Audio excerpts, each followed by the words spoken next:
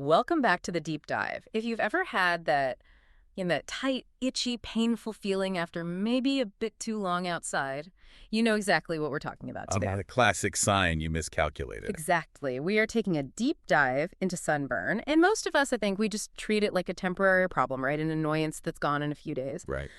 But the science, when you really look at it, tells a much more urgent story. A sunburn is, well, it's an acute physical trauma.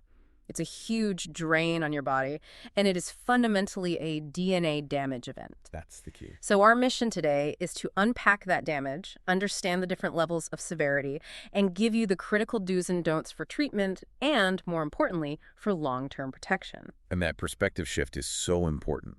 Clinically, we see a sunburn as an acute inflammatory reaction. It's your body in an immediate state of distress. Distress because of the UV radiation. Precisely. That ultraviolet radiation is directly attacking the DNA inside your skin cells. And all those feelings, the heat, the redness, the pain, that's your body mounting this massive, energy-intensive effort to repair the damage. Or get rid of the cells it can't save. Or get rid of the cells it can't save. Exactly. It's an all-out emergency response. And what's so fascinating is that it's not just one thing causing the damage. Our sources draw this really crucial line between the two main types of UV rays, and they hit our skin very differently. They do. Okay, so first you have UVB radiation. UVB. Think of UVB as the surface level attacker. Yep. It mostly hits the epidermis. That's the outermost layer of your skin. Right. And it causes very direct, very hard-hitting DNA damage. This is the radiation that's responsible for the visible redness, what's technically called erythema. So UVB gives us that immediate painful sign that, uh-oh, we messed up. That's the one. Yeah. And that redness usually shows up a few hours after you've been in the sun. Okay, so what about the other one, UVA? UVA is, well, it's sneakier, more insidious. It penetrates much more deeply into the skin, past the epidermis and down into the dermis. So you don't see that damage as quickly? Not at all. It causes less immediate redness, but its impact is chronic. UVA is the main driver of premature aging, what we call photoaging. Wrinkles and sunspots. Wrinkles, loss of elasticity, all of it. It breaks down your collagen. And because it gets so deep, UVA exposure is strongly linked to a higher long-term risk of skin cancer. You don't feel the UVA damage, but believe me, it is accumulating. That delayed reaction always gets me. The DNA damage is happening right there on the beach, but I feel fine for hours. Then suddenly I feel like I'm on fire. Why the delay? That's the time it takes for the inflammatory cascade to really get going. Once the DNA is damaged, the cells send out distress signals. Like an alarm. Exactly. They release these signaling molecules called cytokines, and the cytokines tell the blood vessels to dilate. That's the redness and heat you feel. Mm-hmm. And they call in immune cells to start the cleanup process. It just takes a few hours for that whole system to ramp up. So the redness isn't really the injury itself, it's the cleanup crew arriving. That's a perfect analogy. The redness and swelling are just the visible signs of your immune system working overtime, trying to kill off the cells that are beyond repair and fix the ones that aren't. And that's why you feel so tender. All that fluid and activity. A massive influx of fluid and energy. So those classic symptoms, they pop up a few hours after exposure, and they can stick around for days, depending on how bad the hit was. Okay, so knowing it's a progressive injury, let's talk classification. Sunburns are graded just like thermal burns, right? First, second, and even third degree. They are. And we can start with the most common one. A first-degree sunburn. This is the mildest form. The damage is only in the epidermis, that top layer. So that's just redness and a bit of pain. Redness, some mild swelling, we call that edema, and that sort of tight, hot discomfort. Healing is pretty quick, usually 3 to 5 days, and it almost always ends with the skin peeling. Why does it peel? Is that a good sign or a bad sign? It's a necessary part of healing. The peeling is just the body shedding all those dead, damaged skin cells. The new skin underneath is healthy, but it's very sensitive. Oh, okay. What about a second-degree burn? Now that is a big jump in severity. This means the damage has gone through the entire epidermis and into the upper layers of the dermis below it. And that's when you get blisters. That's when you get blisters, yes. The damage is deep enough to disrupt the fluid balance and separate the skin layers. You get much more swelling, and the pain is often, well, excruciating. Why is it so much more painful? Because the nerve endings are still very much intact, and they're just swimming in all of those inflammatory signals. And recovery time. Much longer. We're talking 5 to 7 days, sometimes more. Blistering means the damage was serious, and there's a much higher risk of infection and even potential scarring. Wow. Okay, and then there's third degree. I've honestly never heard of a third-degree sunburn. It's incredibly rare from just, a casual day at the beach, but it can happen. Think of extreme situations, like intense UV exposure reflected off snow or water. What does that even look like? It's full-thickness damage. It penetrates all the skin layers, sometimes even down to the fat underneath. And because it's so deep, it can actually damage the nerves themselves. So it might not even hurt at first. Ironically, yes, the site might be numb, the skin can look leathery, blackened, or even bleached white. It's a true medical emergency that requires immediate intervention. You're looking at a huge risk of infection and permanent loss of skin function. That's terrifying.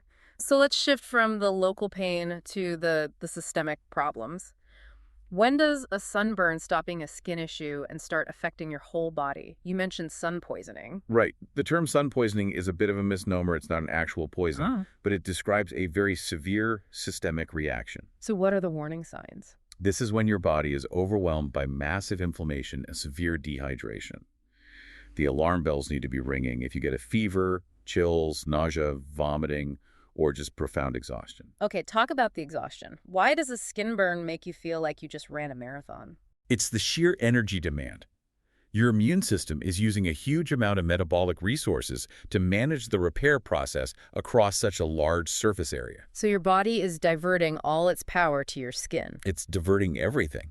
At the same time, all those dilated blood vessels are causing you to lose a ton of fluid through the skin, which leads to dehydration, making you feel even more tired and dizzy. Your body's basically crashing under the repair load. So if you have a high fever or you're vomiting, that's a trip to the doctor. That's a trip to the emergency room, absolutely. You need help managing the inflammation and your fluid balance. And beyond the immediate danger, there's the long game. Every burn adds up, doesn't it? The risk of skin cancer is obviously the big one. It's the elephant in the room. Yeah. And our sources are unanimous on this. Cumulative DNA damage from repeated burns, even just one severe blistering burn, dramatically increases your lifetime risk of melanoma, basal cell carcinoma, and squamous cell carcinoma. And it's not just the big burns that count. No, every single bit of sun damage adds to that total. And you can see that cumulative effect externally, too, as photoaging. That's the UVA rays again, right? The deep penetrating UVA rays, breaking down your skin's structural support, the collagen and elastin. That's what causes the fine lines, the wrinkles, that leathery texture. It's not just cosmetic. It's a sign of structural failure in your skin. And we forget that our eyes are basically unprotected tissue, too. Absolutely. The eyes absorb that same UV radiation, which seriously increases the risk of cataracts and macular degeneration over time. Wow. And what about freckles? Are they a sign of damage? They are. Freckles, or ephelides, are basically little concentrated spots where UV exposure has stimulated melanin production as a defense. They're benign, but they are a literal map of where your skin has taken a hit in the past. That brings us to some spots that are surprisingly vulnerable. I'm thinking about the lips. People forget to protect their lips. The lips are incredibly susceptible. They don't have the protective pigment, melanin, and they don't have the oil glands that the rest of your skin has. So a burn there is really painful. Extremely painful. It can lead to blistering and peeling, and for people who get cold sores, UV exposure is a huge trigger for an outbreak. But the chronic danger is a condition called actinic cheilitis. What's that? It's sometimes called farmer's lip. It's a precancerous condition caused by long-term sun damage, and it's strongly linked to squamous cell carcinoma later on. Okay, here's a myth I want to bust. I always heard that a little sun was good for acne, that it would dry it out. But you're saying a sunburn can actually make a breakout worse. That's a very common misconception. Initially, yes, the UV rays cause some inflammation and dry the skin surface, so it seems like it's helping. Right, for a day or two. But what happens next is a disaster for acne-prone skin. Your body overcompensates for all that dryness and damage by ramping up oil production. A lot of oil. I see where this is going. So now you have a rush of oil clogging your pores, and you mix that with all the dead skin cells from the peeling that's about to start, and you've just created the perfect recipe for a massive acne flare-up. So you trade a day of dry skin for a week of worse breakouts. What a terrible deal. It's a terrible deal. And it's even worse if you're using certain acne medications like retinoids or some antibiotics, which make your skin way more sensitive to the sun in the first place. So besides medication, what are the biggest risk factors for who burns quickly? Well, the most obvious is skin type. Lighter skin, hair, and eyes mean less natural melanin, so you burn much faster. But then there are situational factors. Right. Time of day is huge. Peak UV is between 10 a.m. and 4 p.m. And altitude, right? Altitude, absolutely. The atmosphere is thinner, so the UV is stronger. And being near reflective surfaces like water, sand, or snow basically doubles your exposure. Okay, let's pivot to first aid. The damage is done. You're home. You're red. What are the goals of treatment? The goals are to minimize the symptoms, the pain, the inflammation, and just help your skin's natural repair process along. For a mild burn, you're looking at a healing time of maybe 3 to 10 days. And the faster you act, the better. All right, give us the essential do's. What's the first thing you should do? First, cool the skin. Take a cool, not cold bath or shower, or apply cool compresses for about 10 to 15 minutes at a time. This helps pull the heat out and reduces some of that inflammation. And drink water. A ton of water. Hydrate internally. A sunburn dehydrates you massively, so you have to aggressively replace those fluids to help your cells repair themselves. What about putting things on the skin? For topical relief, pure aloe vera gel is fantastic. It's cooling and anti-inflammatory. If it's really itchy or swollen, a little bit of over-the-counter hydrocortisone cream can help. And for pain. Take an NSAID like ibuprofen or aspirin immediately, and keep taking it for the first 48 hours. They don't just help with the pain, they actually help suppress some of that inflammatory response at a chemical level. And then moisturize, moisturize, moisturize. Constantly. With a gentle, alcohol-free moisturizer. This keeps the skin from drying out and cracking, which makes the healing phase so much more uncomfortable. Okay, now for the really crucial part. What not to do. People reach for all sorts of things that actually make it worse. This part is so important. First, avoid direct ice. Cooling is good, extreme cold is bad. Ice can restrict blood flow that's needed for healing and can even cause a frostbite-like injury on skin that's already so sensitive. Use a cool wet towel instead. Exactly. And the big one, avoid heavy things like petroleum jelly. Ah, the classic mistake. It is the worst thing you can do. It's an occlusive, so it traps all that heat in your skin. It literally seals the heat in, letting your skin continue to cook. It makes everything worse. And what's the rule on blisters? Do not pop the blisters, ever. A blister is a perfect, sterile little bandage your body made for you. Right, it's protecting the new skin underneath. Exactly. If you pop it, you open the door to a nasty bacterial infection, and you seriously increase your chances of scarring. Okay, so when does this stop being a DIY situation? When do you need to see a doctor? You need to seek professional help if the pain is excruciating and not responding to over-the-counter meds, if you have blisters covering more than 20% of your body, or if you see any signs of infection. What does an infection look like? Increasing warmth, pus, or red streaks spreading out from the burn. And of course, if you have any of those sun poisoning symptoms we talked about, fever, chills, dizziness, it's time to go. So the big takeaway here is that once the damage is done, it's done. The core DNA damage from a sunburn cannot be reversed. It's permanent.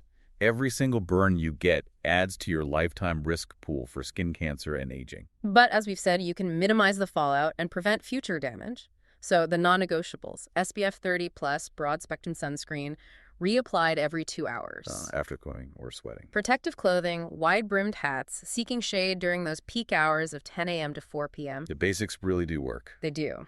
So since we know that all this UV exposure adds up and causes irreversible damage, here's the thought I want to leave you with. What unexpected protective measures might you adopt now, knowing that even a mild burn contributes to aging and cancer risk? Think about total coverage. We talked about eye-damaged cataracts, macular degeneration. If you are not habitually wearing sunglasses that block 100% of UVA and UVB rays every single time you go outside, you are letting your vision take that cumulative hit day after day. Your skin isn't the only organ that needs lifelong shade.